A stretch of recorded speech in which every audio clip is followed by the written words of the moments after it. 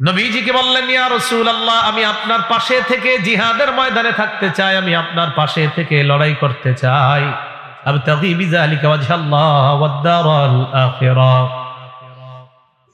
ইকু দিবেন না, ইকু সামান্য দিবেন না। আমি আপনার পাশে থেকে লড়াই করতে চাই, জিহাদের ময়দানে আপনার আশেপাশে থেকে লড়াই করতে চাই। আমি এর মাধ্যমে আল্লাহর সন্তুষ্টি এবং আখিরাতের সন্তুষ্টি চাই। আল্লাহ নবী বললেন, আহাইয়াতুন উম্মুকা, তোমার মা জিন্দা আছে কিনা? সাহাবী জবাব দিলেন, ইয়া রাসূলুল্লাহ, আমার আম্মা জিন্দা আছে। নবীজি বললেন, ইরজি ফাবাররাহা, বাসায় যাও, মায়ের সেবা করো।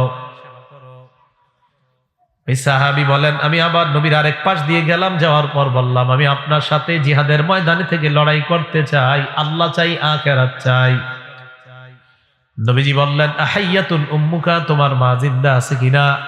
সাহাবী জবাব দিলেন, হ্যাঁ ইয়া রাসূলুল্লাহ। নবী বললেন, ইরজি ফাবাররাহা, বাসায় যাও, মায়ের সেবা করো।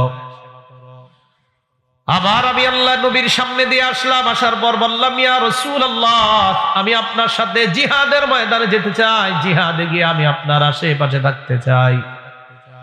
জিহাদের মাধ্যমে আমি আল্লাহর সন্তুষ্টি চাই, আখিরাত চাই। নবীজি বললেন, তোমার মা জিন্দা আছে কিনা? জি আছে। ইরজি ফাবাররাহা, যাও, মায়ের সেবা করো। কয়বার?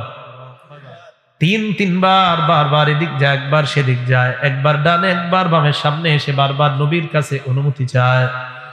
নবীজি বললেন, ইলজাম রিজলাহা, মায়ের পা আঁকড়ে ধরো, ফাসাম্মাল জান্নাহ, সেখানেই তোমার জান্নাত। তাহলে এখানে জান্নাত বলছে। এই জন্য মা বাবার সেবার মাধ্যমে জান্নাত যেন কামাই করতে পারি, আল্লাহ তৌফিক দান করেন। আম্মা জান আয়েশা সিদ্দিকা রাদিয়াল্লাহু তাআলা আনহার বর্ণনা, এক আজীব হাদিস শুনেন। ক্বালা রাসূলুল্লাহ সাল্লাল্লাহু আলাইহি ওয়াসাল্লাম, নবীজি বলেন, রাআইতুনি ফিল জান্নাহ, আমি স্বপ্নে দেখলাম আমি জান্নাতে ঘুরে বেড়াই। নবীজি স্বপ্নে দেখলেন উনি জান্নাতে ঘুরে বেড়ায়।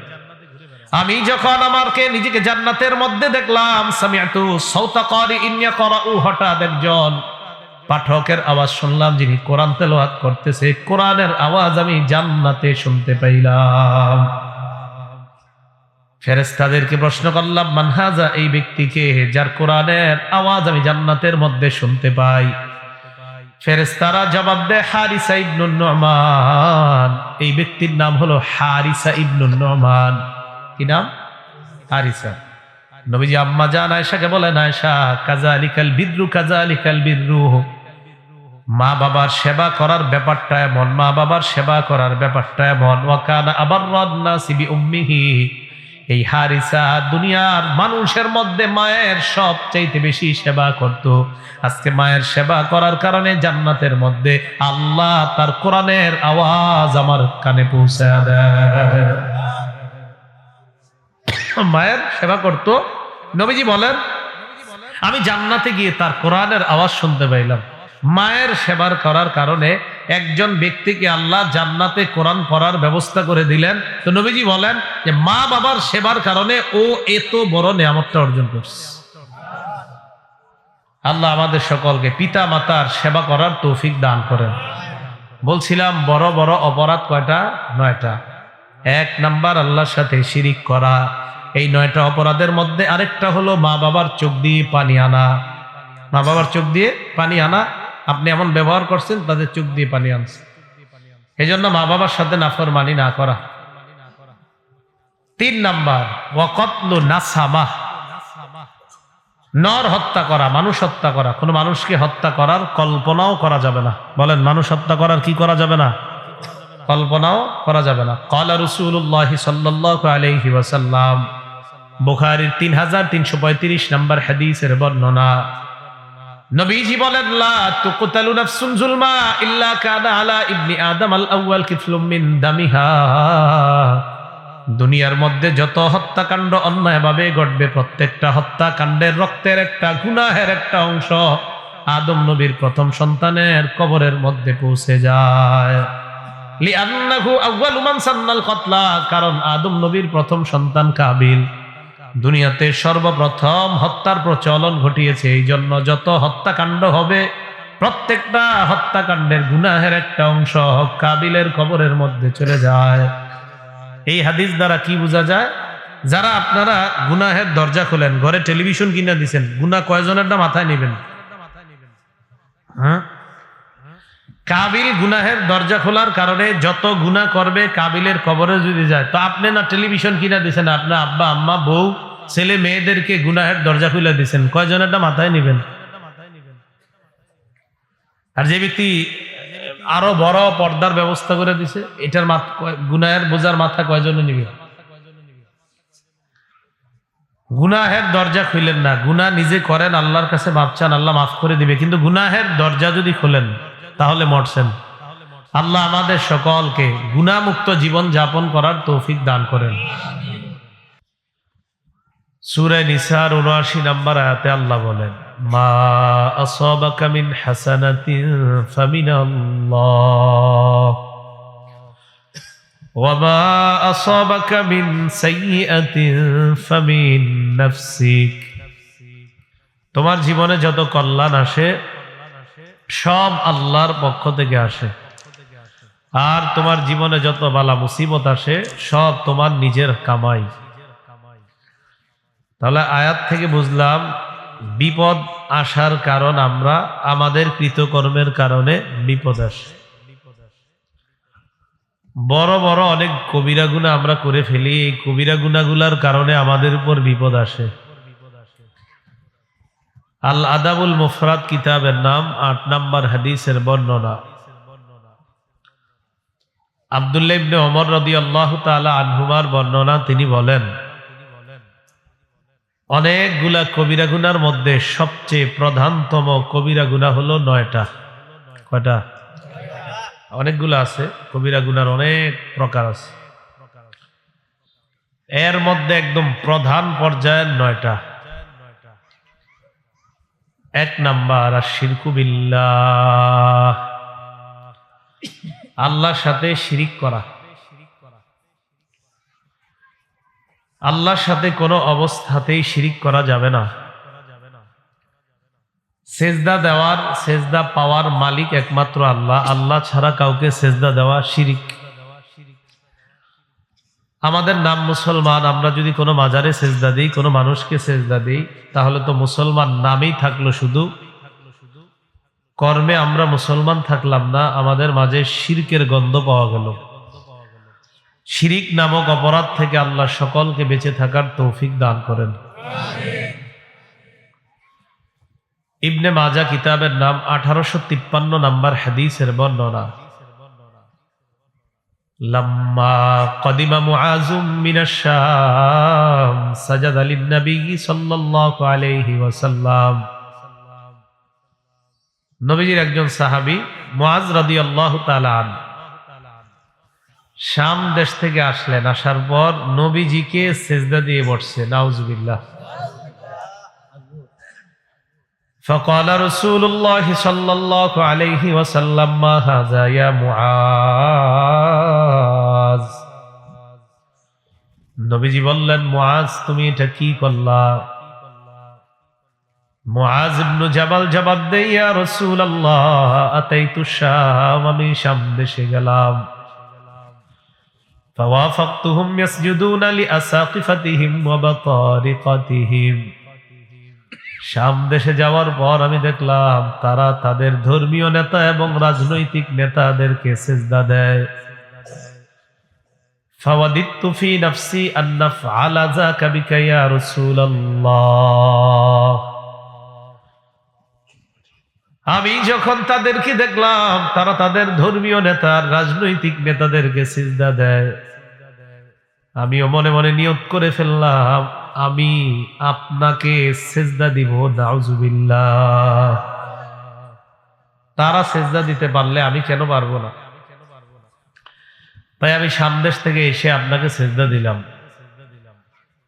فقال رسول الله صلى الله عليه وسلم فلا تفعلوا। নবীজি বললেন, মুআজ এটা কশিনকালেও কখনো করবা না। আল্লাহ রাসূল সাল্লাল্লাহু আলাইহি সাল্লাম, আল্লাহর পরে যিনি শ্রেষ্ঠ, তিনি বলে দিলেন, মুআজ তুমি এই জাতীয় কাজ কখনো করবা না। তাহলে বলেন পৃথিবীর সবচাইতে শ্রেষ্ঠ যিনি, তাকে যদি সেজদা দেওয়া হারাম হয়, অন্য কাউকে সেজদা দেওয়া কি? আল্লাহ ছাড়া অন্য কাউকে সেজদা দেওয়া কি? শিরক। বলেন কি? আবু দাউদ শরীফের 2140 নম্বর হাদিসের বর্ণনা। রাসূলুল্লাহ সাল্লাল্লাহু আলাইহি সাল্লামের একজন সাহাবীর নাম কাইস ইবনে সাদ রাদিয়াল্লাহু তাআলা عن قيس بن سعد رضي الله تعالى عنه قال أتيت الحيرة قيس ابن سعد বলেন আমি কুফার হীরা নগরীতে গেলাম। فرأيتهم يسجدون لمرزبان لهم সেখানে গিয়ে দেখলাম তারা তাদের নেতাকে সিজদা দেয়। নাউযুবিল্লাহ।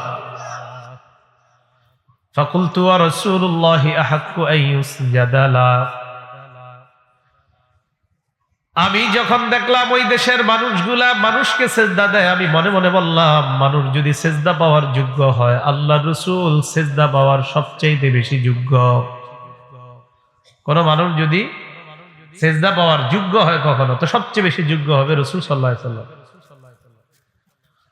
ফাতাইতুন নবিয়্য সাল্লাল্লাহু আলাইহি ওয়াসাল্লাম, আমি আল্লাহর রাসূলের কাছে আসলাম। আসার পর আল্লাহর রাসূলকে বললাম, ইয়া রাসূলুল্লাহ, আমি কুফা নগরীর হীরা প্রদেশে গেলাম। সেখানে গিয়ে দেখলাম মানুষ তাদের নেতাকে সিজদা দেয়, তাই আমি মনে মনে ভাবলাম সিজদা পাওয়ার সবচেয়ে বেশি যোগ্য আপনি। ফাআনতা ইয়া রাসূলুল্লাহ আহাক্কু আন নাসজুদা লাকা, ইয়া রাসূলুল্লাহ সিজদা পাওয়ার সবচেয়ে যোগ্য আপনি, তাই আমি আপনাকে সিজদা দিতে চাই। নবীজি বললেন, কাইস আরাআইতা লাউ মারারতা বিকবরি, আমি যদি আমার কবরের মধ্যে থাকি, তুমি যদি আমার কবরের পাশ দিয়ে যাও, তুমি কি আমার কবরকে সিজদা করবা? নবীজি কিন্তু কবরে না, কোথায় তো করো।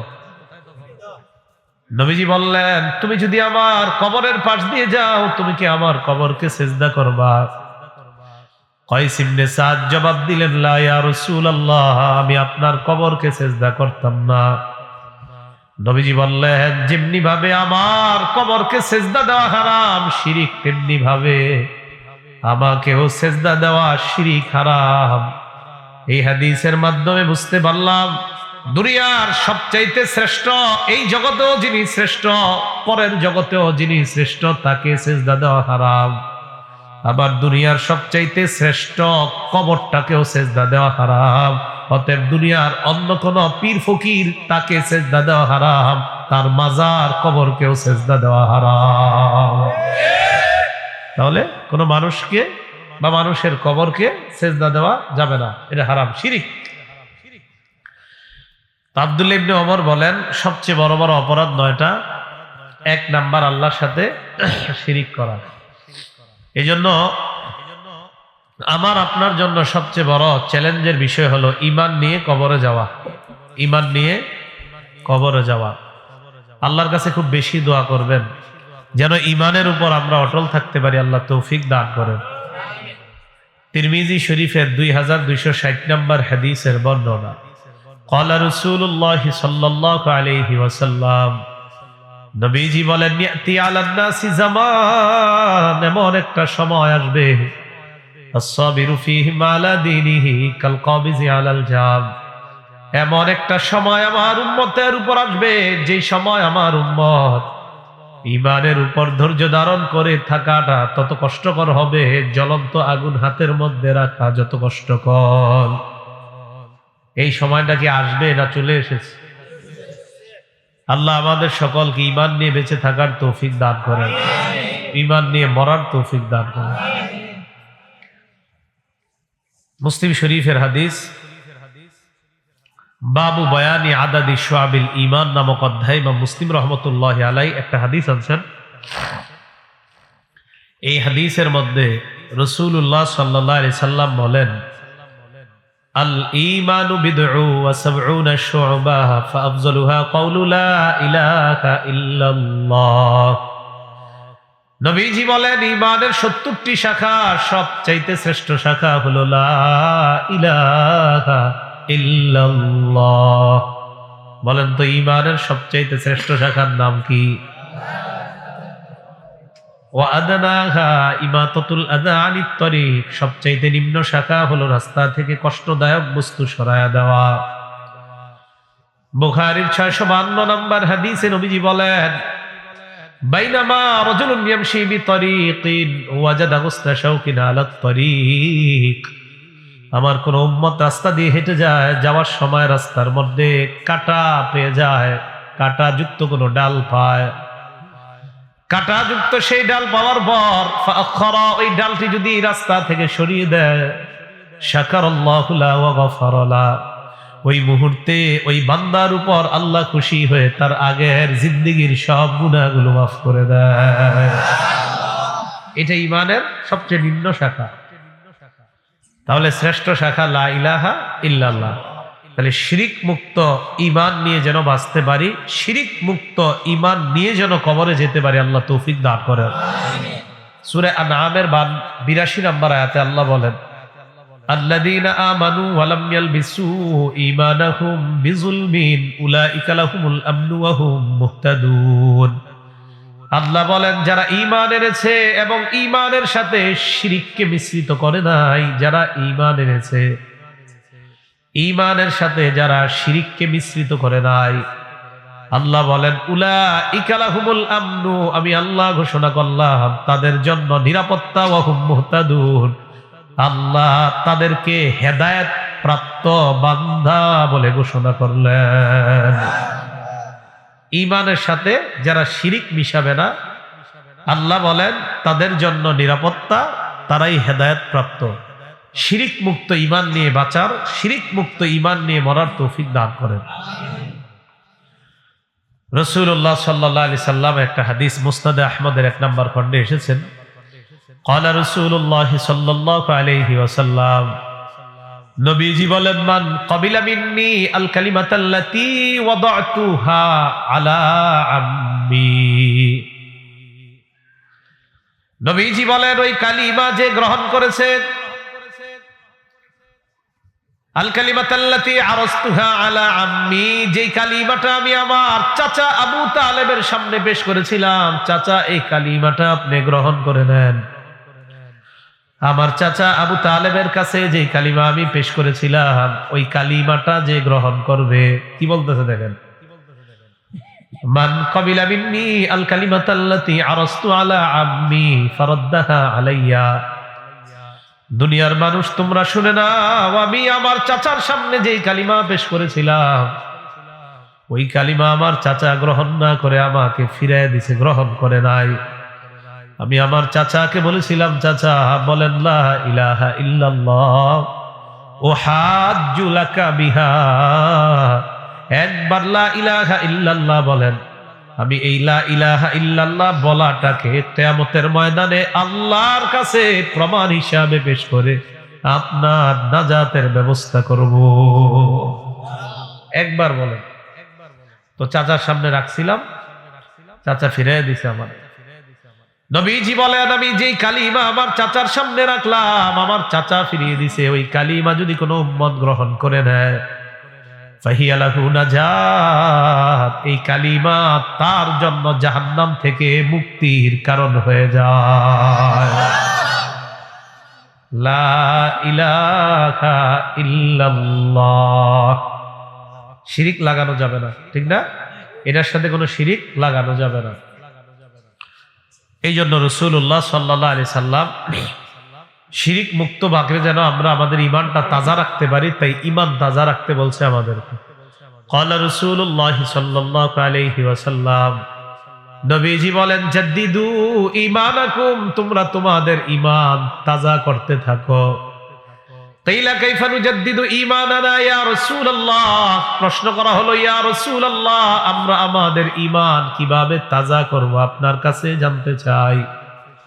নবীজি বললেন, আকসিরু মিন কওলি লা ইলাহা ইল্লাল্লাহ, বেশি বেশি লা ইলাহা ইল্লাল্লাহ পড়বা, তাহলে তোমাদের ঈমান প্রতিনিয়ত তাজা হতে থাকবে। ক্বালা রাসূলুল্লাহ সাল্লাল্লাহু আলাইহি ওয়াসাল্লাম, বুখারীর বর্ণনা, নবীজি বলেন আফজালুজ যিকরি লা ইলাহা ইল্লাল্লাহ ওয়া আফজালুদ দুআই আলহামদুলিল্লাহ। আল্লাহ নবী বলেন সবচাইতে শ্রেষ্ঠ জিকির হলো লা ইলাহা ইল্লাল্লাহ, সবচাইতে শ্রেষ্ঠ দোয়া হলো আলহামদুলিল্লাহ। সবচাইতে শ্রেষ্ঠ জিকির কোনটা? সবচেয়ে শ্রেষ্ঠ দোয়া কোনটা? আলহামদুলিল্লাহ। এটা একদিন নবীজি এক ঘরে বসা, সাহাবাদেরকে বললেন হাল ফিকুম গরিবুন, তোমাদের মাঝে অপরিচিত কোনো ব্যক্তি আছে কিনা? ইয়ানি আহলাল কিতাব, অপরিচিত ব্যক্তি দ্বারা উদ্দেশ্য হলো তোমরা ইমানদার ছাড়া অন্য কেউ এই জায়গায় আছে কিনা, ইহুদি ধর্ম অথবা খ্রিস্টান ধর্মের কেউ আছে কিনা। সাহাবারা জবাব দিলেন লা ইয়া রাসূলুল্লাহ, এই জায়গায় আমরা ইমানদাররা ছাড়া আর কেউ নাই। ফাআমারা বিগলকিল বাব, আল্লাহ নবী বললেন দরজাটা লাগায়া দাও। রুমে ইমানদার ছাড়া কেউ নাই, নবীজি বললেন দরজাটা লাগায়া দাও। সাহাবারা বলেন দরজা লাগাইলাম। দরজা লাগিয়ে দেওয়ার পর রাসূলুল্লাহ সাল্লাল্লাহু আলাইহি ওয়াসাল্লাম বললেন ইরফাউ আইদিকুম, তোমরা তোমাদের হাতগুলা উঠাও। একটু সুন্নত পালন করি, উঠান তো।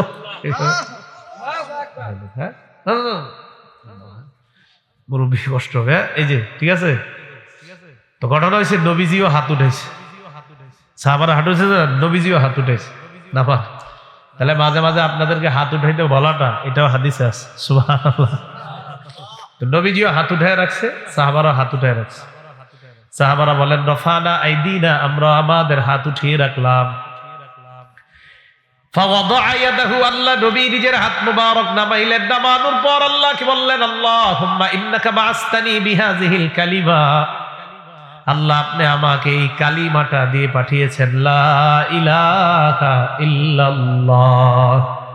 মাবুদ আপনি আমাকে এই কালিমা দিয়ে পাঠিয়েছেন, ওয়া আমারতানি বিহা, আর আমাকে আপনি আদেশ করেছেন এই কালিমার প্রচার যেন আমি করে দেই। ওয়া ওয়া'আদতা আলাইহাল জান্নাহ, এবং ওয়াদা করেছেন আল্লাহ এই কালিমার প্রচার যারা করবে তাকে আপনি জান্নাত দান করবেন। কি বলছে? আপনি আমাকে এই কালিমা দিয়ে পাঠিয়েছেন, এই কালিমা প্রচারের জন্য বলছেন ওয়া ওয়া'আদতানি আলাইহাল জান্নাহ, এই কালিমা প্রচার করলে জান্নাত দান করবেন, এমন ওয়াদা আল্লাহ করেছেন। ইন্নাকা লা তুখলিফুল মিআদ, আল্লাহ আপনি তো কখনো ওয়াদা ভঙ্গ করেন না। এই কথা বলার পর নবীজি সাহাবাদেরকে বললেন, ও সাহাবাদের দল, তোমরা ইমানদার ছাড়া যেহেতু এই জায়গায় কেউ নাই, তোমরা সবাই হলো কালিমা ওয়ালা। কোন কালিমা? যেই কালিমা দিয়ে আল্লাহ আমাকে পাঠাইছে। শোনো তোমরা, কদ গফারাল্লাহু লাকুম, আল্লাহ তোমাদেরকে মাফ করে দিয়েছেন। সাহাবাদেরকে যে আল্লাহ মাফ করছেন এটা কোরআনেও আছে, হাদিসেও আছে। কোরআনে আছে সাহাবাদের প্রতি আল্লাহ সন্তুষ্ট, হাদিসে আছে সাহাবাদেরকে আল্লাহ মাফ করে দিয়েছেন। তাহলে এই সাহাবাদেরকে নিয়ে সমালোচনা করা আমাদের দরকার আছে? যাদেরকে আল্লাহ মাফ করে দিয়েছে ওনাদেরকে নিয়ে কোনো কথা বলা, কোনো সমালোচনা আনা, এটা তো আমাদের দরকারই নেই। আমি আপনি তো আমার আপনার আখিরাত নিয়ে ফিকির করা দরকার। আমরা বড় আজীব জাতি, নিজের আখিরাত নিয়ে ফিকির করার সময় নাই। আমি আর আপনি আমিরে মুয়াবিয়া নিয়ে ফিকির আছে, হযরত আলী উসমান তাদের খেলাফত নিয়ে আমরা ফিকিরে আছি। আরে ভাই, ওনারা জান্নাতি, ওনাদের প্রতি আল্লাহ সন্তুষ্ট, ওনাদের প্রতি নবী সন্তুষ্ট। আমি আপনি ফিকির করা দরকার আমার আপনার মরণের সাথে সাথে হালাত কি হবে। লা ইলাহা ইল্লাল্লাহ,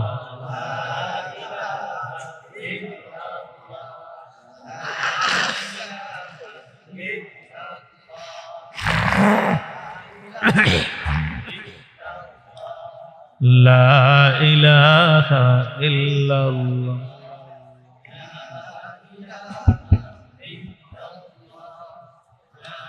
জেনারেটর আছে না? জেনারেটর আছে না?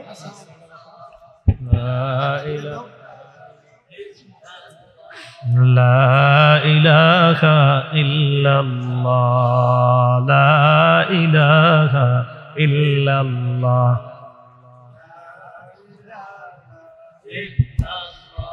লা ইলাহা ইল্লাল্লাহ।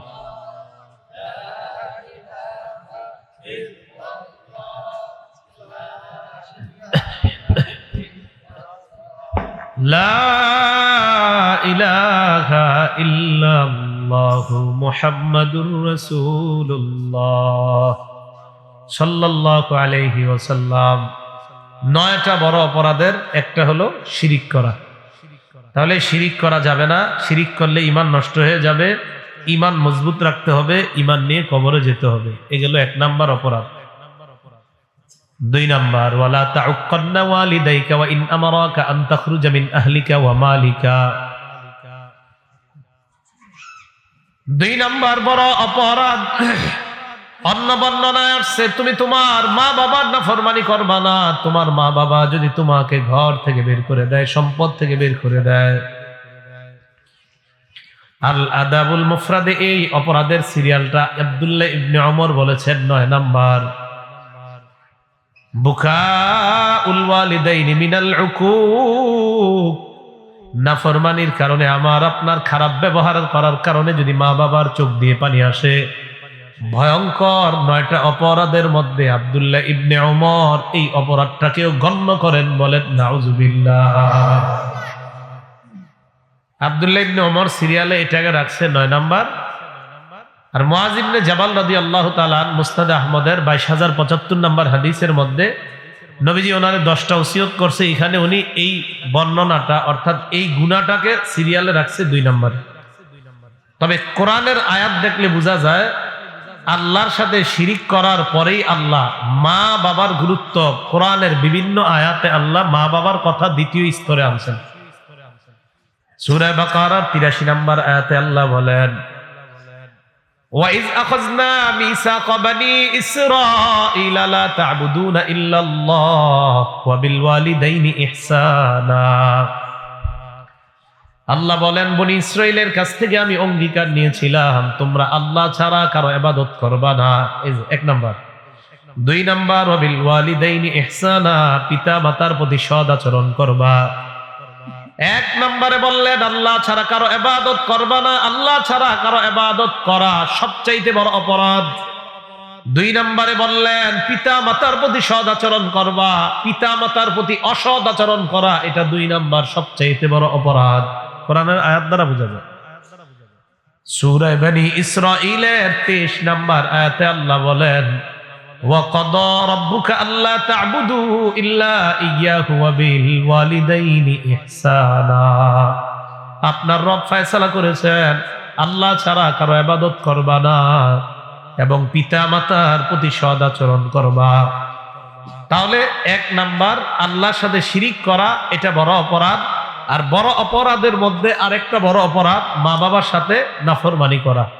আল্লাহ আমাদের সকলকে পিতা মাতার প্রতি অসৎ আচরণ করা থেকে আমাদেরকে বেঁচে থাকার তৌফিক দান করেন। সহিহ বুখারীর 5970 নম্বর হাদিসের বর্ণনা, عن عبد الله بن مسعود رضي الله تعالى عنه قال سألت النبي صلى الله عليه وسلم।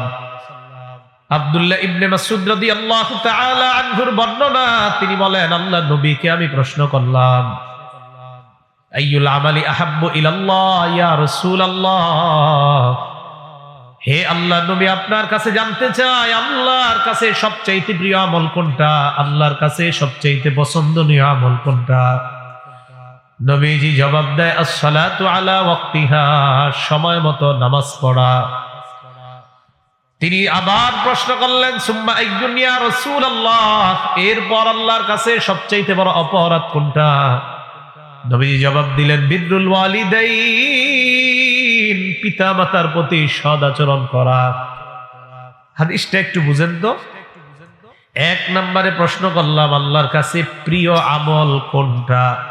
নবীজি বললেন সময় মতো নামাজ পড়া। 2 নম্বরে প্রশ্ন করলাম এরপর আল্লাহর কাছে প্রিয় আমল কোনটা? নবীজি বললেন পিতা মাতার প্রতি সৎ আচরণ করা। মোবাইলে ফোন করলেন, মাকে বললেন আম্মা আপনি কেমন আছেন, খানা খেয়েছেন কিনা, ওষুধগুলা ঠিক মতো খেয়েছেন কিনা, এই যে একটু কথা বললেন সুন্দরভাবে। আল্লাহ নবী বলেন তোমার এই বলাটা আল্লাহর কাছে সবচাইতে পছন্দনীয় আমল হিসাবে গণ্য হয়ে যায়। কারণ প্রশ্ন হয়েছে কি আমল কোনটা সবচেয়ে বেশি প্রিয়। তার মানে পিতা মাতার প্রতি সদাচরণ করা, ভালো ব্যবহার করাটাই একটা ইবাদত। সুবহানাল্লাহ। পিতা মাতার প্রতি ভালো আচরণ করাটাই ইবাদত একটা। তো নবীজিকে প্রশ্ন করলেন, হুজুর এরপর কোনটা সবচেয়ে বড় আমল? নবীজি বললেন, আল জিহাদু ফি সাবিলিল্লাহ, আল্লাহর রাস্তায় জিহাদ করা। তাহলে এবার উল্টা করেন তো, এক নাম্বার আল্লাহ ছাড়া কারো ইবাদত না করা, আল্লাহ বলে দিয়েছেন যদি ইবাদত করা হয় কারো, শিরিক। দুই নম্বরে আল্লাহ বললেন পিতা মাতার প্রতি সদাচরণ করা, যদি অসদাচরণ করা হয় তাহলে এটা নাফরমানি, এটা হয়ে যাবে কবিরা গুনাহ। বুখারীর 5971 নম্বর হাদিসের বর্ণনা, عن أبي هريرة رضي الله تعالى عنه قال جاء رجل إلى رسول الله صلى الله عليه وسلم আবু হুরায়রা রাদিয়াল্লাহু তাআলা আনহু তিনি আবার প্রশ্ন করলেন, সুম্মা আইয়ুন, হুজুরের পর কে? নবীজি বললেন, উম্মুকা, তোমার মা। তিনি আবার প্রশ্ন করলেন, সুম্মা আইয়ুনের পর কে? নবীজি বললেন, উম্মুকা, তোমার মা। তিনি আবার প্রশ্ন করলেন, সুম্মা আইয়ুনের পর কে? নবীজি বললেন, সুম্মা আবুকা, এরপর তোমার বাবা। বলেন তো মায়ের কথা কয়বার? মায়ের কথা 3 বার। কেন? কারণ মা এমন 3টা কষ্ট পায়, যেই 3টা কষ্ট বাবা কখনো পায় না। 1 নাম্বার, হামালাতহু উম্মুহু কুরহা, মা সন্তানকে পেটে ধারণ করার কষ্ট পায়, দুনিয়ার কোনো বাবা এই কষ্টটা পায় না।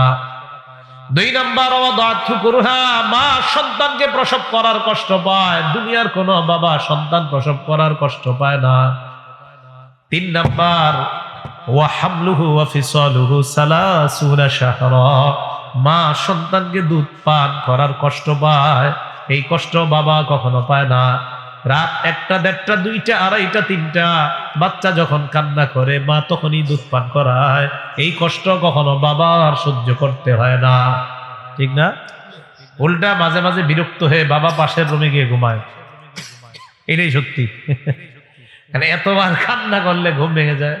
অবশ্য বাবার আবার দায়িত্ব আছে, সকালে উঠে অফিসে যেতে হবে, কাজ আছে, মাদ্রাসায় যেতে হবে, স্কুলে যেতে হবে, পড়াইতে হবে, বাজারে যেতে হবে, দোকানদারি করতে হবে। বাবারও ঘুম দরকার, কারণ বাবা যদি সঠিক মতো না ঘুমায় তাহলে পরিবারের জীবিকা নির্বাহ আবার কে করবে? বাবা তো বাহিরের কাজ দেখতে হবে। তো যে বিষয়টা বললাম, 3টা কষ্ট মা পায়, যে 3 কষ্ট বাবা কখনো পায় না। তাই নবীজি বললেন মা, মা, মা, এরপরে বললেন বাবা, কারণ মা এমন 3 কষ্ট পায় যা দুনিয়ার কেউ পায় না। তাই নবী মায়ের কথা 3 বার বলেন। সহিহ বুখারীর বর্ণনা, 5972 নম্বর হাদিসের বর্ণনা, عن عبد الله بن عمرو رضي الله تعالى عنه قال قال رجل للنبي صلى الله عليه وسلم, এক ব্যক্তি আল্লাহ রাসূলকে প্রশ্ন করলেন, ইয়া রাসূলুল্লাহ উজাহিদু, আমি জিহাদের ময়দানে যাইতে চাই, আপনার অনুমতি চাই, আমি জিহাদে যাব। নবীজি বললেন, ইরজি, বাসায় যাও। কোথায় যাও? বাসায় যাও। আলাকা আবাওয়া, তোমার পিতা মাতা জিন্দা আছেনি? ওই ব্যক্তি জবাব দিলেন, জি হুজুর, আমার পিতা মাতা জীবিত আছে। নবীজি বললেন, ফাফিহিমা ফাজাহিদ, যাও পিতা মাতার সেবা করার মাধ্যমে জিহাদ করো। তুমি যদি পিতা মাতার সেবা করো, জিহাদের সওয়াব আল্লাহ তোমাকে দিয়ে দিবেন। বুখারীর বর্ণনা, 5973 নম্বর হাদিসের বর্ণনা, عن عبد الله بن عمرو رضي الله تعالى عنهما قال قال رسول الله صلى الله عليه وسلم, নবীজি বলেন, লা ইয়ালআনুর রাজুলু ওয়ালিদাই, কোন সন্তান যেন তার পিতা মাতাকে অভিশাপ না দেয়। সাহাবারা বললেন, ইয়া রাসূলুল্লাহ কাইফা ইয়ালআনুর রাজুলু ওয়ালিদাই, একজন সন্তান পিতা মাতাকে অভিশাপ কিভাবে দেয় আপনার কাছে জানতে চাই। নবীজি বললেন, ইয়াসুব্বুর রাজুলু আবার রাজুল ফায়াসুব্বু আবাহু ওয়া ইয়াসুব্বু উম্মা, কোন ব্যক্তি তার পিতাকে গালি দেয়, উল্টা ওই ব্যক্তি তোমার পিতাকে গালি দেয়, তুমি আরেকজনের মাকে গালি দিলা, উল্টা তোমার মাকে গালি দিলা। এই যে তুমি আরেকজনকে গালি দিয়ে তোমার মাকে গালি শোনাইলা, আরেকজনকে গালি দিয়ে তোমার বাবাকে গালি শোনাইলা, এটাই হলো তুমি তোমার মা বাবাকে অভিশাপ দেওয়া। কি বুঝলাম? কারো মা বাপরে গালি দিয়েন না। যদি গালি দেন, পাল্টা আপনার বাবারে গালি দিবে, আপনার মাকে গালি দিবে।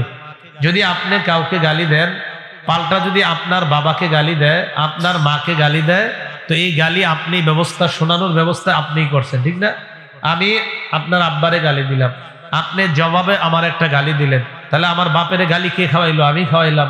নবীজি কয়, কোন সন্তান তার বাবারে গালি খাওয়ানো, কোন সন্তান তার মাকে গালি খাওয়ানো মানে ওই মা বাবাকে ওই সন্তান অভিশাপ দেওয়া। নাউজুবিল্লাহ। আবু দাউদ শরীফের হাদিস 1532 নম্বর 82 নম্বর হাদিসের বর্ণনা। এই হাদিসের মধ্যে আসছে, এক ব্যক্তি নবীজি সাল্লাল্লাহু আলাইহি সাল্লামের কাছে আসছে, আসার পর কয়, ইন্নী কুনতু আরাদতুল হিজরাতা মাকা ইয়া রাসূলুল্লাহ, হুজুর আমি আপনার সাথে হিজরত করে মদিনায় যেতে চাই। আমি মদিনায় গিয়ে আপনার চেহারা মুবারক দেখবো, আমি আপনার সাথে থাকতে চাই, তাই আমি আপনার সাথে হিজরত করে মদিনায় যেতে চাই। ইয়া রাসূলুল্লাহ তারাকতু আবাওয়াইয়া ইয়াবকিয়ান, বাসা থেকে আমি আপনার কাছে যখন আসছি আমি দেখলাম আমার আব্বা আম্মা কান্না করতেছে, আমি বাবা মাকে কান্নারত অবস্থায় রেখে আসলাম। নবীজি বললেন, হিজরতের চিন্তা পরে করো, আগে বাসায় যাও, যাওয়ার পর আদহিকহুমা কামা আবকাইতাহুমা, মা বাবারে যেইভাবে কান্না করিয়েছো তাড়াতাড়ি গিয়ে তাদেরকে হাসিয়ে দাও। বাড়িতে যাও, মা বাবাকে যেইভাবে কান্না করিয়েছো বাড়িতে যাও, গিয়ে তাদেরকে হাসানোর ব্যবস্থা করো। এই হাদিস দ্বারা বোঝা গেল রাসূল সাল্লাল্লাহু আলাইহি সাল্লাম বুঝাইতে চায় পিতা মাতার কত গুরুত্ব একজন সন্তানের কাছে। আমরা যারা সন্তান আছি, মা বাবার গুরুত্ব আমরা যেন সর্বক্ষেত্রে তাদের সেবা করার ক্ষেত্রে সামান্যতম নাফরমানি যেন আমাদের দ্বারা না হয়। যদি হয়ে যায় এটা হবে কবিরা গুনাহ, আমার গজব আসার কারণ হবে। আর গজব যখন আসবে বুঝতে হবে আমি নিজের হাতেই নিজের গজব কামাই করলাম। আপনারা এলাকার মানুষ কি করেন? গাছে প্রথম পেয়ারা হয়, গাছে প্রথম পেঁপে ধরে, প্রথম আম ধরে, নারিকেল ধরে, এইগুলা নিয়ে কি করেন? দৌড় দেন। কোথায়? অমুক পীর সাহেবরে দিব, অমুক খানকায় দিব, অথবা অমুক হুজুরে দিব, আমগো মসজিদের ইমাম সাহেবরে দিব। তো আপনার সাথে রাস্তায় আমার দেখা, কেউ কোথায় যান? হুজুর প্রথম পেঁপে নিয়ে ইমাম সাহেবরে দিতে যাইতেছে। আপনার আব্বা আম্মা আছে? নিজে আছে। আব্বার বয়স কত? 70। আম্মার বয়স কত? 60। আপনার আব্বারে পেঁপে খাওয়াইছেন? জি না। আম্মারে খাওয়াইছেন? না।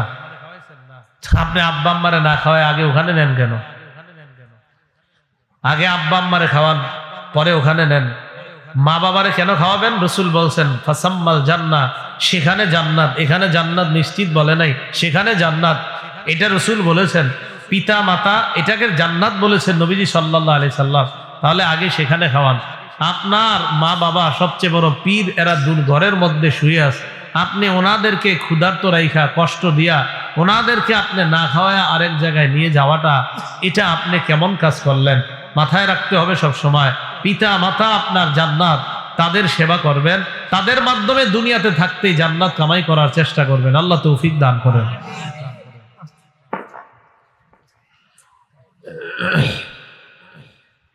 তো যাই হোক, রাসূলুল্লাহ সাল্লাল্লাহু আলাইহি সাল্লামের একজন সাহাবী মুআবিয়া ইবনে জাহিমা রাদিয়াল্লাহু তাআলা, তিনি নবীজি সাল্লাল্লাহু আলাইহি সাল্লামের কাছে আসলেন। আসার পর বললেন, ইয়া রাসূলুল্লাহ ইন্নী কুনতু আরাদতুল জিহাদা মাকা ইয়া রাসূলুল্লাহ। নবীজিকে বললেন, ইয়া রাসূলুল্লাহ আমি আপনার পাশে থেকে জিহাদের ময়দানে থাকতে চাই, আমি আপনার পাশে থেকে লড়াই করতে চাই। আবতাগি বিযালিকা ওয়াজহাল্লাহ ওয়াদ দারাল আখিরাহ। ইকু দিবেন না, ইকু সামান্য দিবেন না। আমি আপনার পাশে থেকে লড়াই করতে চাই, জিহাদের ময়দানে আপনার আশেপাশে থেকে লড়াই করতে চাই। আমি এর মাধ্যমে আল্লাহর সন্তুষ্টি এবং আখিরাতের সন্তুষ্টি চাই। আল্লাহ নবী বললেন, আহাইয়াতুন উম্মুকা, তোমার মা জিন্দা আছে কিনা? সাহাবী জবাব দিলেন, ইয়া রাসূলুল্লাহ আমার আম্মা জিন্দা আছে। নবীজি বললেন, ইরজি ফাবাররাহা, বাসায় যাও, মায়ের সেবা করো। এই সাহাবী বলেন, আমি আবার নবীর আরেক পাশ দিয়ে গেলাম, যাওয়ার পর বললাম, আমি আপনার সাথে জিহাদের ময়দানে থেকে লড়াই করতে চাই, আল্লাহ চাই, আখিরাত চাই। নবীজি বললেন, আহাইয়াতুন উম্মুকা, তোমার মা জিন্দা আছে কিনা? সাহাবী জবাব দিলেন, হ্যাঁ ইয়া রাসূলুল্লাহ। নবী বললেন, ইরজি ফাবাররাহা, বাসায় যাও, মায়ের সেবা করো।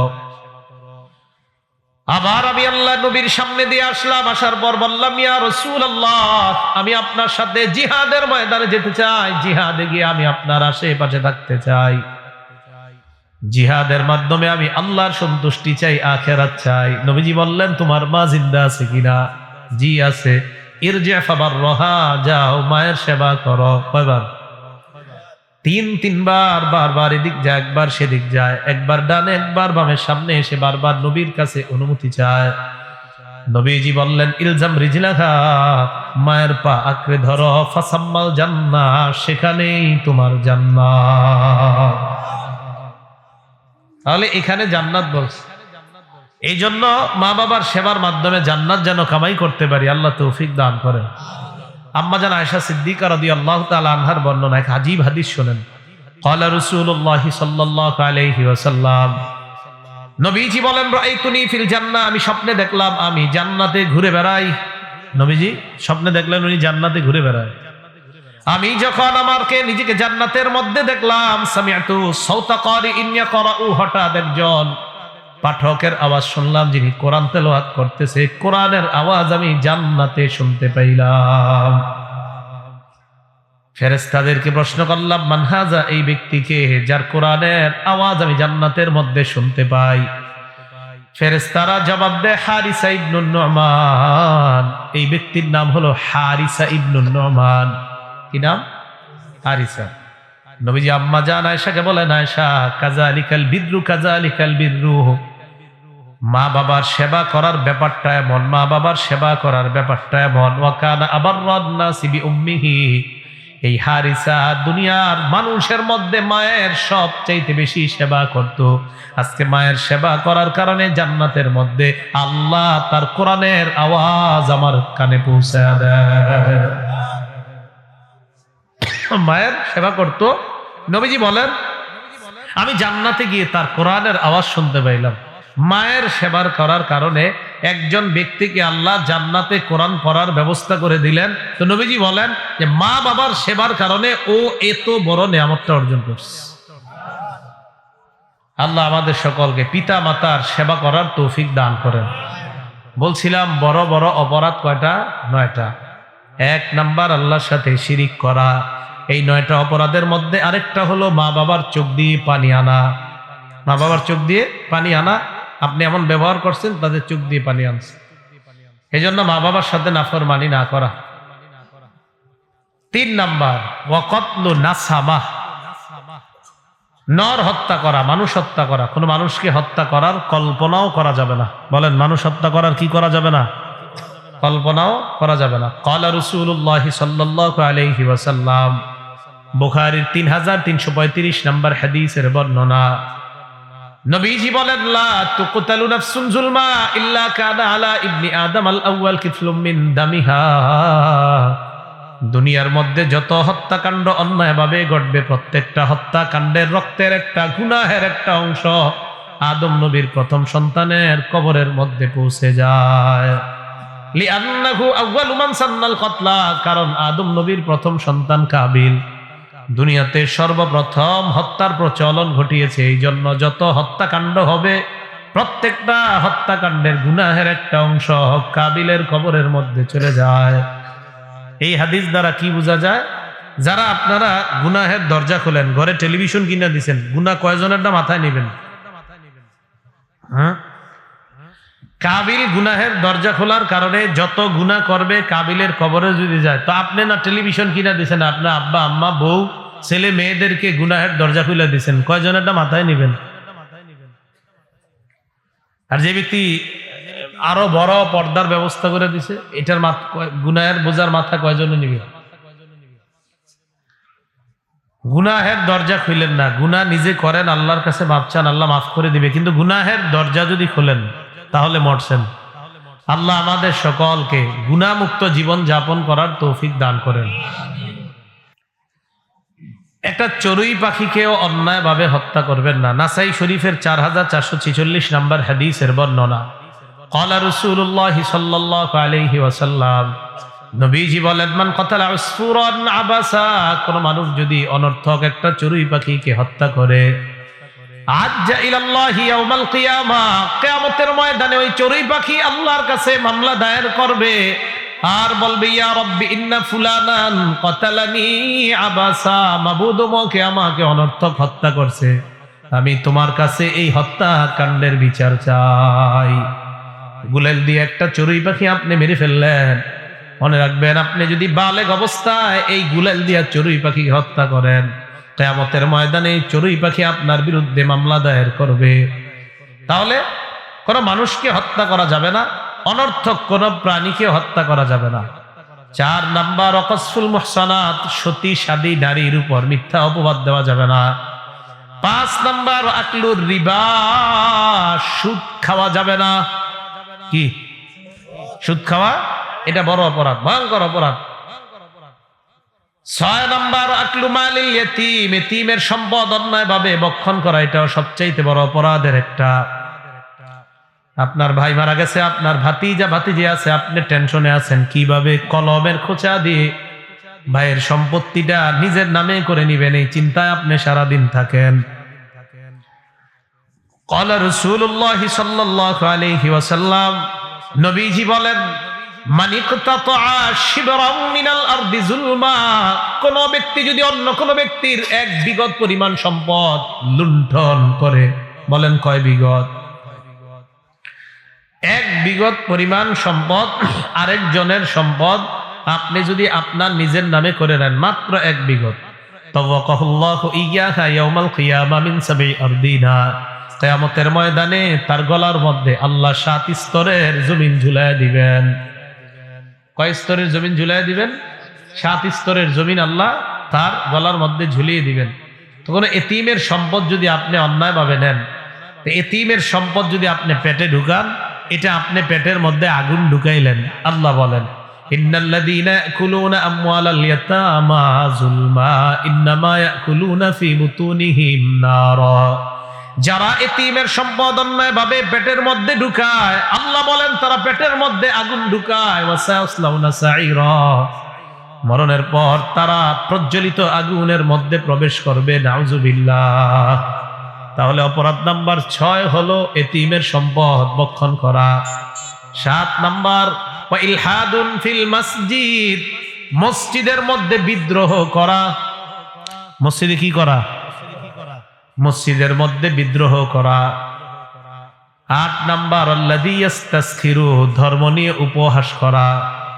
তাহলে 7 নাম্বার মসজিদে ধর্মদ্রোহী কাজ করা। 8 নাম্বার মসজিদের মধ্যে, শুধু মসজিদের মধ্যে না, মসজিদে এবং মসজিদের বাহিরে ধর্ম নিয়ে উপহাস করা। তাহলে 1 নাম্বার আল্লাহর সাথে শিরিক করা। 2 নাম্বার বলেছিলাম মা বাবার সাথে নাফরমানি করা, পিতা মাতার সাথে নাফরমানি করা, মানে তাদের চোখ দিয়ে পানি আনা। 3 নাম্বার কসফুল মুহসানাত, সতী সাদী নারীর উপর মিথ্যা অপবাদ দেওয়া। 4 নাম্বার অন্যায়ভাবে কাউকে হত্যা করা। 5 নাম্বার সুদ খাওয়া। 6 নাম্বার এতিমের সম্পদ অন্যায়ভাবে ভক্ষণ করা। 7 নাম্বার মসজিদের মধ্যে ধর্মদ্রোহী কাজ করা। 8 নাম্বার ধর্ম নিয়ে উপহাস করা। এ হলো কয়টা বলেন তো? 8টা। তো কিছু কিছু জায়গায় আছে আপনার 9 নাম্বার, আরেকটা হলো জাদু করা। বলেন কি করা? জাদু, সিহর। কোন একটা মেয়েরে আপনি বিয়ে করতে পারেন নাই, বিয়ে না করতে পারার কারণে এই মেয়ের পুরা গোষ্ঠীটারে আপনি শেষ করে দেন কুফরি কালাম জাদু কইরা। এটা অন্যায়। এই সিহর করা যাবে না, জাদু করা যাবে না। এক মেয়ের পছন্দ হয়েছে আর আপনার কাছে বিয়ে দেয় নাই, বা আপনি পছন্দ করতেন মেয়েটারে বিয়ে করতে পারেন নাই। তো সাধারণত আমাদের সমাজে অনেকেই কাজটা করে। কি করে? একটা সুন্দরী মেয়ে হয়তো তার প্রেম করছে, হয়তো বা কিছু একটা হয়েছে আর কি, যাই হোক, এরপরে আর বিয়ে করতে পারে নাই, না কইরা এখন কুফরি কালাম কইরা এই মেয়ের জিন্দিগি, মেয়ের স্বামীর জিন্দিগি, যেই জায়গায় বিয়ে হয়েছে এদেরকেও মা বাবার জীবনটা জাদুর মাধ্যমে, কুফরি কালামের মাধ্যমে নষ্ট করে দিচ্ছে। সমাজে, এই সমাজে আছে কিনা জানি না, বাকি আমাদের দেশে অনেক আছে এরকম। আল্লাহ আমাদের সকলকে এই অপরাধগুলা থেকে বেঁচে থাকার তৌফিক দান করেন। মুআজ ইবনে জাবাল রাদিয়াল্লাহু তাআলা আনহুকে নবীজি 10টা উপদেশ দিয়েছেন। বলেন কয়টা? যে কথাটা মুসনাদে আহমদের 22,075 নাম্বার হাদিসের মধ্যে নবীজি বলেছেন।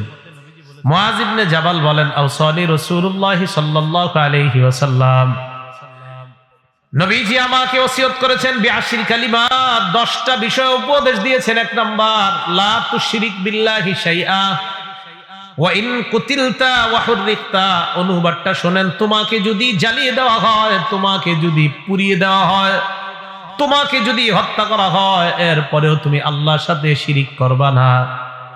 আগের বর্ণনায় শুধু শিরিকের কথা জানলাম, এই বর্ণনায় জানলাম আমাকে যদি জ্বালিয়ে দেওয়া হয়, পুড়িয়ে দেওয়া হয়, হত্যা করা হয়, এরপরেও আল্লাহর সাথে শিরিক করা যাবে না। 2 নাম্বার, ওয়ালা তাউক্কান্না ওয়ালিদাইক ওয়া ইন আমারাকা আন তাখরুজা মিন আহলিকা ওয়া মালিক। তোমার মা বাবা যদি তোমাকে পরিবার থেকে এবং সম্পদ থেকে ত্যায্য করে দেয়, মা বাবার নাফরমানি করবা না। 3 নাম্বার, ওয়ালা তাতরুকান্না সালাতান মাকতুবাতান মুতাআম্মিদা। 1 ওয়াক্ত ফরজ নামাজ ইচ্ছাকৃতভাবে ছেড়ে দিবা না। 1 ওয়াক্ত ফজর না ফরজ? ফরজ। 1 ওয়াক্ত ফরজ নামাজ ইচ্ছাকৃত, মানে ফজর কেন বললাম? ফজর তো ছাড়েনি। 1 ওয়াক্ত ফরজ নামাজ ইচ্ছাকৃতভাবে ছেড়ে দিও না। তাহলে ফজর ফরজ কিনা? ফজর নামাজটা ফরজ কিনা? জোহর ফরজ কিনা? আসর ফরজ কিনা? মাগরিব ফরজ, এশা ফরজ, 1 ওয়াক্ত ফরজ। নবীজি বলেন, ফাইন্না মান তারাকা সালাতান মাকতুবাতান মুতাআম্মিদা। 1 ওয়াক্ত ফরজ নামাজ যদি কেউ ইচ্ছাকৃতভাবে ছেড়ে দেয়, ফাকাদ বারিআত মিনহু জিম্মাতুল্লাহ, তার উপর থেকে আল্লাহর দায়িত্ব উঠে যায়। বান্দা, তোর যা মন চায় তুই তা কর, আমি আল্লাহ তোর দায়িত্ব নিব না।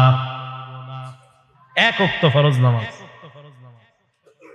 ফরজ নামাজ ছেড়েন না। কি বলছে দেখছেন? কত ভয়ঙ্কর ধমক। 1 ওয়াক্ত ফরজ ছেড়ে দিচ্ছে, আল্লাহ দায়িত্ব উঠায় না। যা, তোর যা মন চায় কর, আমি তোর দায়িত্ব নিব না। ইচ্ছাকৃত 1 ওয়াক্ত ফরজ নামাজ ছেড়েন না। 4 নাম্বার, ওয়ালা তাশরাবান্না খামরা, মদ পান করবা না। এই মদ দ্বারা উদ্দেশ্য মাদক যত আছে, ইয়াবা, বাবা, গাঁজা, নেশা যা আছে সব পান করবা না। ফাইন্নাহু রাসু কুল্লি ফাহিশা, মদ সমস্ত অশ্লীলতার মূল। 5 নাম্বার, ইয়াকা ওয়াল মাসিয়া, আল্লাহর নাফরমানি করা থেকে বাঁচবা। ফাইন্নাল মাসিয়াতি হাল্লা সাকাতুল্লাহ, আল্লাহর নাফরমানির কারণে দুনিয়াতে গজব আসে। বলেন, আল্লাহর নাফরমানিতে দুনিয়াতে কি আসে? ওয়া ইয়াকা ওয়াল ফিরার মিনাজ যাহফি ওয়া ইন হালাকান নাস, সবাই যদি মারা যায়, এরপরেও তুমি জিহাদের ময়দান থেকে পলায়ন করবা না।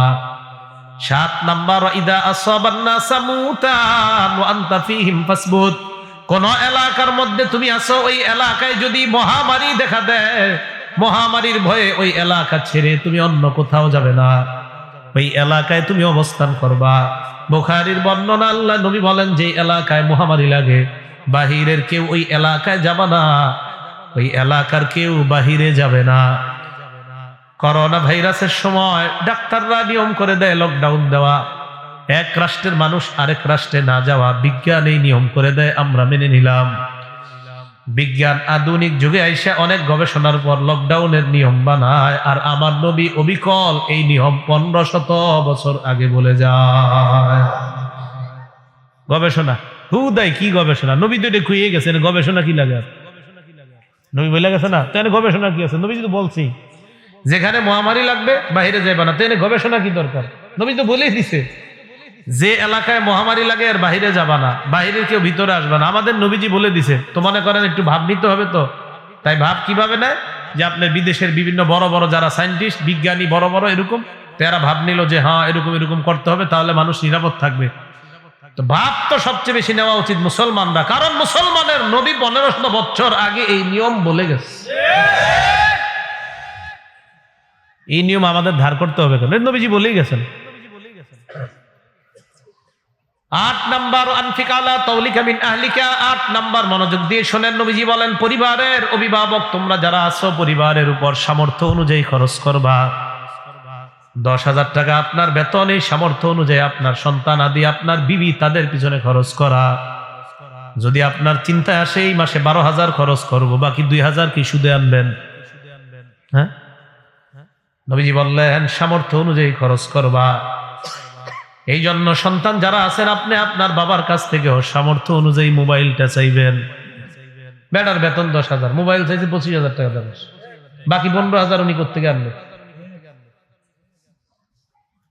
9 নাম্বার, ওয়ালা তারফা আনহুম আসাকা আদাবা, পরিবারের উপর থেকে শাসনের লাঠি উঠায় নিবা না।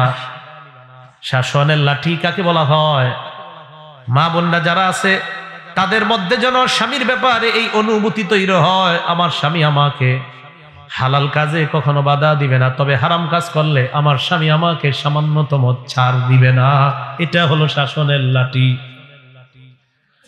সন্তান যারা আছে, ছেলে মেয়ে যারা আছে, ফজরের নামাজের সময় যেন কম্বলের নিচে থাইকা ছেলে মেয়েদের মধ্যে এই অনুভূতি থাকে, সাবধান, ফজর নামাজ যদি না পড়ি, যতই শীত হোক, ফজরের নামাজের পর আম্মার কাছ থেকে নাস্তাও পাওয়া যাবে না, আব্বার লাঠি থেকেও বাঁচা যাবে না। এটা হলো শাসনের লাঠি। ওয়ালা তারফানহুম আসাকা আদাবা, নবীজি বলেন পরিবারের উপর থেকে শাসনের লাঠি উঠায় নিবা না। 10 নাম্বার, আখিফুম ফিল্লাহি আযজা ওয়াজাল, পরিবারকে সদা সর্বদা আল্লাহর ভয় দেখাও। পরিবারকে সদা সর্বদা আল্লাহর ভয় দেখাও। তাহলে বলেন তো, মা বাবার সাথে নাফরমানির কাজটা আমাদের সমাজে হচ্ছে কিনা? আমাদেরই বাংলাদেশে মুসলমান নাম পরিচয় অনেক মুসলমানরা শিরিকে লিপ্ত আছে কিনা? আমাদের দেশে অনেক মুসলমান, নাগরপুর আছে কিনা জানি না, অনেক মুসলমানরা ইচ্ছাকৃত নামাজ ছেড়ে দেয়, আছে না এরকম? এদিকে হয়তো নাই, আচ্ছা থাকলে দইছি।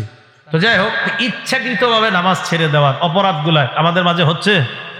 রাসূল সাল্লাল্লাহু আলাইহি সাল্লাম বললেন, যখন তোমাদের মাঝে অপরাধ প্রবণতা বেড়ে যাবে, তখন একের পর এক গজব আসতে থাকবে, একের পর এক গজব আসতে থাকবে। কেমন? ক্বালা রাসূলুল্লাহি সাল্লাল্লাহু আলাইহি ওয়াসাল্লাম, নবীজি বলেন, ইন্না বাইনা ইয়াদাইস সাআতি ফিতানান কাকিতাইল লাইলিল মুসলিম, অন্ধকার রাতের টুকরার মতো একের পর এক গজব তোমাদের সামনে আসতে থাকবে। ইউসবিহুর রাজুলু ফিহা মুমিনা, কোন মানুষকে তোমরা সকালবেলা মনে করবা লোকটা ঈমানদার, ওয়া ইউমসি কাফিরা, এই লোকটাই বিকালবেলা বেঈমান হয়ে যাবে, তোমাদের জানাও নাই। নবীজি বলেন, সকালবেলা কোন ব্যক্তি ঈমানদার থাকবে, বিকালবেলা বেঈমান হয়ে যাবে। ওয়া ইউমসি মুমিনা ইউসবিহু কাফিরা, বিকালবেলা দেখবা একটা লোক ঈমানদার, সকালবেলা লোকটা বেঈমান হয়ে যাবে। কেন? এমন এমন কথা বলবে যে কথার কারণে তার ঈমান থাকবে না। যেমন আপনি বললেন, আলেমরা বলল নাগরপুরের যে ভাই ওই কাজগুলা কইরেন না, এটা করা হারাম, আপনি পাল্টা জবাব দিলেন, হ্যাঁ আপনারা কইলি হারাম হইব।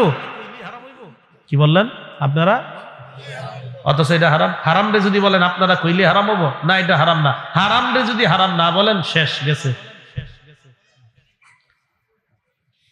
আপনারা বললে হারাম হবে মানে হারাম, এটা হুজুর ওলামায়ে কেরাম বললেন ভাই সুদ খাওয়া হারাম, এত হারাম হারাম করেন না তো, আমরা কি কম বুঝি? হারাম, শেষ গেছে। রাসূল সাল্লাল্লাহু আলাইহি সাল্লাম বলেন, সকালবেলা ঈমানদার থাকবে, বিকালবেলা বেঈমান হয়ে যাবে। আমাদের সমাজে কি হুজুররা যখন খুতবার দিন, বিশেষ করে সুদের ওয়াজ করে যেদিন ওলামায়ে কেরাম, এরপরে কিছু লোক আছে এলাকার, আপনি কি আর ওয়াজ খুঁজে পান না? এটা ছাড়া আসেনি যে সুদের ওয়াজ ছাড়া কি হুজুর আর খুঁজে পান না? মানে হ্যাঁ বল, আপনি পাল্টা বইলা দিবেন, আপনি কি সুদটা ছাড়তে পারেন না? আলেমরা যদি এগুলা বলে সুদ ছাড়া ওয়াজ পান না, আপনি বলবেন আপনি সুদ ছাড়া দিলে তো আর ওয়াজই লাগে না। এগুলা যেগুলা কয় এগুলা সুদ খায়, শিওর সুদ খায়। তো রাসূল সাল্লাল্লাহু আলাইহি সাল্লাম বললেন, সকালে ঈমানদার হবে। এটা কথা সারা জীবন মনে রাখবেন। আমি আস্তে ধীরে কথাটা বলি। হালালকে সব সময় হালাল জানবেন, হারামকে হারাম হিসাবে, হইতে পারে আপনি এখন সুদি কারবারে আছেন বা কিছু হারাম করতেছেন, বাকি জানেন না আসলে এটা হারাম, এটা আমি ঠিক করতেছি না, কিন্তু এই কথা ভুলেও বললেন না, হ্যাঁ এটা কি হারাম নাকি? না, হারাম রে হারাম বললেন। আশা করা যায় যে আল্লাহ ফিরে আনবে, কিন্তু হারাম যদি হারামেই না মানেন, সর্বনাশ। ওই অবস্থায় মরণ হলে অবস্থা খারাপ। মাথায় রাখবেন, হারাম যেটা স্পষ্ট হারাম, এই হারামকে যদি আপনি হালাল বলেন, স্পষ্ট হালালকে যদি হারাম বলেন, তা আপনার ঈমান থাকবে না। আল্লাহ হালাল করছেন, এটাকে আপনি হারাম বলছেন। আল্লাহ হারাম করছেন, এটাকে আপনি হালাল বলছেন। তো যে কথাটা বলতে চাইলাম, আমাদের সমাজে কি এই যে মুখে বইলা ফেলে, হ্যাঁ খালি আপনারা এটা বললে হবে, এরকম লোক আছে কিনা? এগুলা কইরেন না। গুনাহ যারা করেন মাইনেন যে এটা গুনাহ। আবার বলছি, গুনাহ যারা করেন এটা মাইনেন, হ্যাঁ আমি গুনাহ করতেছি, আল্লাহ আমারে ফিরাও। অনেক মানুষ আছে দেখবেন নামাজ পড়ে না, কিন্তু এই বেটার ভিতরে একটা ভয় আছে যে নামাজ পড়ি না, এটা তো ঠিক করতেছি না, হুজুর পড়বো ইনশাল্লাহ, আগামীকাল থেকে ধরবো। আর কিছু লোক আছে যদি নামাজের দাওয়াত দেন, বলবে আচ্ছা নামাজ পড়ে কে কি করে লাইছে, তাহলে তো সর্বনাশ হয়ে গেল। কথাগুলা পরিবর্তন করেন। একটা হলো আপনি নামাজ পড়েন না, আল্লাহ আমারে তৌফিক দেন, মাবুদ আমি নামাজ পড়বো, বাকি স্বীকার করেন যে নামাজ না পড়াটা অন্যায়, গুনাহ। আলেমরা দাওয়াত দিলে বলেন কি হুজুর জি পড়বো কালকে থেকে পরশু থেকে। আর আরেক দল হলো নামাজের দাওয়াত দিলে বলেন কি যে মানুষের দেখায় কি মসজিদে গিয়ে নামাজ পড়বো, হ্যাঁ মসজিদেও পড়ে না, কোনো জায়গায় পড়ে না। কি কয় মানুষরে মসজিদে গিয়ে নামাজ কি মানুষের দেখায় পড়বো, এরকম কত আজীব আজীব যুক্তি দিবে আপনারে। তো যেই বিষয়টা বললাম, বলেন যারা গুনাহ আমাদের দ্বারা হয়ে যায় গুনাহ, তাহলে গুনাহকে গুনাহ মানবো, বুঝি এটা মনে থাকবে তো? গুনাহকে গুনাহ মাইনেন যে হ্যাঁ এটা তো আমার গুনাহ, হুজুর সুদ খাওয়াটা গুনাহ, ঘুষ খাওয়াটা গুনাহ, নামাজ ছেড়ে যাওয়াটা আসলেই গুনাহ। গুনাহকে গুনাহ মাইনেন, আশাবাদী আল্লাহ ফিরে আনবে। কিন্তু তেরামি করেন না যে না এটা গুনাহ না, আপনি গুনাহ করতেছেন কোন যে এটা গুনাহই না, এটা বললেন না। আল্লাহ বুঝার তৌফিক দান করেন। গুনাহ যে মানুষ গুনাহ মনে করবে না এমন একটা যুগ আসবে। দেখেন নবীজি কি বলে, বুখারী শরীফের 5590 নম্বর হাদিস। ক্বালা রাসূলুল্লাহ সাল্লাল্লাহু আলাইহি ওয়াসাল্লাম, নবীজি বলেন লা ইয়াকুনান্না মিন উম্মতি আকওয়াম, আমার উম্মতের মধ্যে পোশাককে হালাল মনে করবে, ওয়াল খামরা, মদ পান করা হারাম, একদল মানুষ মদকে হালাল মনে করবে, ওয়াল মাআজিফা, ঢোল তবলা বাদ্যযন্ত্র হারাম, একদল মানুষ বুখারী মুসলিম শরীফের হাদিস দিয়া বলবে ঢোল তবলা বাদ্যযন্ত্র হালাল। কোন কিতাবের কানাকা? হ্যাঁ বুখারী মুসলিম মেশকাত সব কিতাবের দলিল দিয়ে বলবে বাদ্যযন্ত্র হালাল। অথচ নবী বুখারীর হাদিসে বলছে বাদ্যযন্ত্র হারাম, বুখারীর হাদিসে বলছে। তা আপনারা বুখারী পড়ছেন, তো বুখারীর হাদিসেই তো আছে বাদ্যযন্ত্র হারাম। তো নবীজি সাল্লাল্লাহু আলাইহি সাল্লাম বলেন একদল মানুষ আসবে যারা বলবে বাদ্যযন্ত্র হালাল। এই জন্য কোনো মানুষ যখন হঠাৎ বলে বাদ্যযন্ত্র যে হারাম এটা কোরআনের কই লেখা আছে, বাদ্যযন্ত্র যে হারাম এটা হাদিসের কই লেখা আছে, তাদের কথা শুনলে আমরা অতটা ঘাবড়ে যাই না, বরং নবীজির কথার উপর আমাদের ঈমান আগের চেয়ে আরো বেড়ে যায়। কারণ নবীজি বলছে একদল লোক গান বাদ্যকে হালাল মনে করবে। রাসূলুল্লাহ সাল্লাল্লাহু আলাইহি সাল্লাম এক হাদিসের মধ্যে বলেন, দেখবেন এই হাদিসটা আর বর্তমান রূপরেখা মিলান, আবু দাউদ শরীফের 3688 নম্বর হাদিস। ক্বালা রাসূলুল্লাহ সাল্লাল্লাহু আলাইহি ওয়াসাল্লাম, নবীজি বলেন লা ইয়াশরাবান্না নাসুম মিন উম্মতি আল খামরা, এমন একটা সময় আসবে যেই সময় মানুষ মদ পান করবে, ইউসাম্মুনাহা বিগাইরি ইসমিহা, মদের নাম দিবে অন্য নাম, মদের নাম দিবে অন্য নাম। হারাম জিনিস এই হারামের নাম দিবে অন্য, এটার নাম হবে ডাইল। আর কি আছে? আরে আরো ইয়াবা, বাবা, এই হারামের অন্য নাম দিবে, নেওয়ার পর এই হারাম গুলা টানবে বিয়ার। নবীজি বলেন ইয়াজাফু আলা রুউসিহিম বিল কাইনাতি ওয়াল মুগান্নিয়াত, এক দিক দিয়ে তারা মদ টানতে থাকবে, অন্য দিক দিয়ে নায়িকা গায়িকারা নাচবে আর গান চলতে থাকবে। বলেন এই জামানা কি আসবে না চলতেছে? নবীজি বললেন মানুষ মদপান করবে, গায়িকা নায়িকারা গানের তালে তালে নাচবে আর মানুষ মদপান করবে, এমন একটা যুগ আসবে বলেছে নবীজি। তাহলে আমরা দেখতেছি ওই যুগ চলতেছে। এই জন্য রাসূল সাল্লাল্লাহু আলাইহি সাল্লাম আরেকটা কথা বলছেন, কি? আরবের প্রত্যেকটা ঘরে ঘরে ফিতনা ঢুকবে। কি বলছে বলেন তো? ঘরে ঘরে ফিতনা ঢুকবে। এটা নবীজি সাল্লাল্লাহু আলাইহি ওয়াসাল্লাম সহিহ বুখারী 3176 নম্বর হাদিসের বর্ণনা। ক্বালা রাসূলুল্লাহ সাল্লাল্লাহু আলাইহি ওয়াসাল্লাম, নবীজি বলেন উদুত সিত্তাম বাইনা ইয়াদাইস সাআহ, তোমরা 6টা জিনিস গণনা করবা, কিয়ামতের অতি নিকটে তোমরা 6টা জিনিস গণনা করবা। এই 6 জিনিস গণনা কইরা তোমরা বুঝবা কিয়ামত আর বেশি বাকি নাই। কয়টা? 1 নাম্বার মাউতি, আমার ইন্তেকাল। বলেন নবীজির ইন্তেকাল হয়েছে না হবে? আমার ইন্তেকালটা তোমরা গুনে রাখবা। 2 নাম্বার ফাতহু বাইতুল মুকাদ্দাস, বাইতুল মুকাদ্দাসের বিজয়, সাহাবাদের আমলে বাইতুল মুকাদ্দাসের বিজয় হয়ে গেছে। 3 নাম্বার সুম্মা মুতান ইয়াখুযু ফীকুম কাকুআসিল গনাম, একের পর এক তোমাদের উপর মহামারী আসবে। যেইভাবে ছাগল পালের উপর মহামারী আসে, এমন ভাবে তোমাদের উপর একের পর এক মহামারী আসবে। করোনা, ওমিক্রন, আরো কত কিছু একের পর এক নাম জানতেছি। 4 নাম্বার নবীজি বলেন সুম্মাস্তিফাদাতুল মাল, মানুষের সম্পদ বাড়তে থাকবে। হঠাৎ এমন এমন মানুষ ধনী হয়ে যাবে আপনাদের দেখলে বিশ্বাসও হবে না, এমন মানুষ হঠাৎ ধনী হয়ে যাবে। হাত্তা ইউতা মিআতা দিনার, হাত্তা ইউতার রাজুলু মিআতা দিনার, কোন ব্যক্তিকে 100 দিনার স্বর্ণ দেওয়ার পরেও ফায়াজল্লু সাখিত, ওই লোকের চেহারা কালো হয়ে থাকবে, না আমার আরো লাগবে। 5 নাম্বার নবীজি বলেন সুম্মা ফিতনাতুন লা ইয়াবকা বাইতুম মিনাল আরাব ইল্লা দাখালাতহু, এমন ফিতনা যে ফিতনা আরবের ঘরে ঘরে প্রবেশ করবে। ফিতনা আসবে যেই ফিতনা আরবের ঘরে ঘরে প্রবেশ করবে, আরবের ঘরে ঘরে ফিতনা প্রবেশ করবে। এরপর বলেন সুম্মা হুদনাতুন তাকুনু বাইনাকুম ওয়া বাইনা বানিল আসফার, এরপর তোমাদের মাঝে আর রোমদের মাঝে একটা চুক্তি হবে।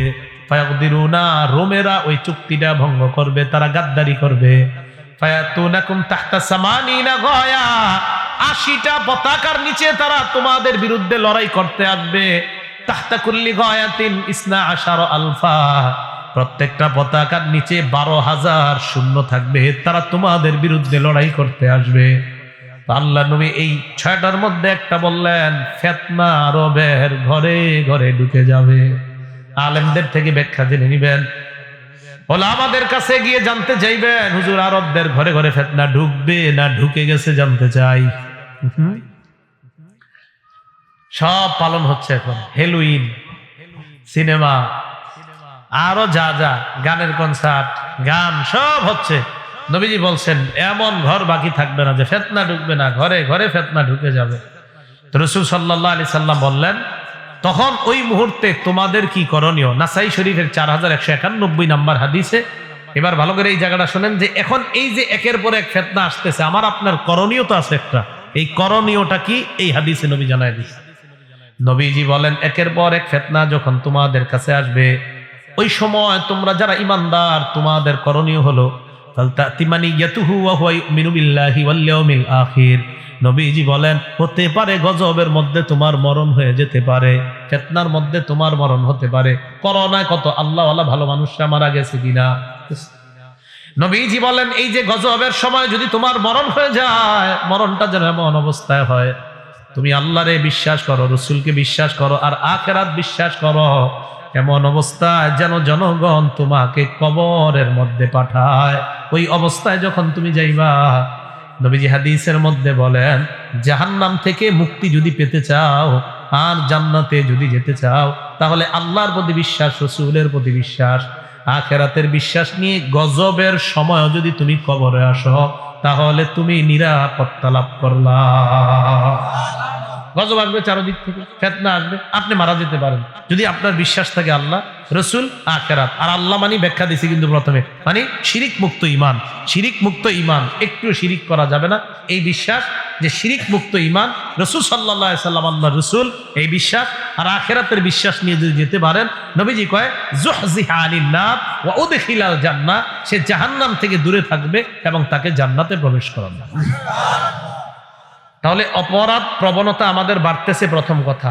অপরাধের কারণে গজব আসতেছে, দ্বিতীয় কথা। তৃতীয় কথা, গজব তো আসতেই থাকবে হুজুর, তো করণীয় কি?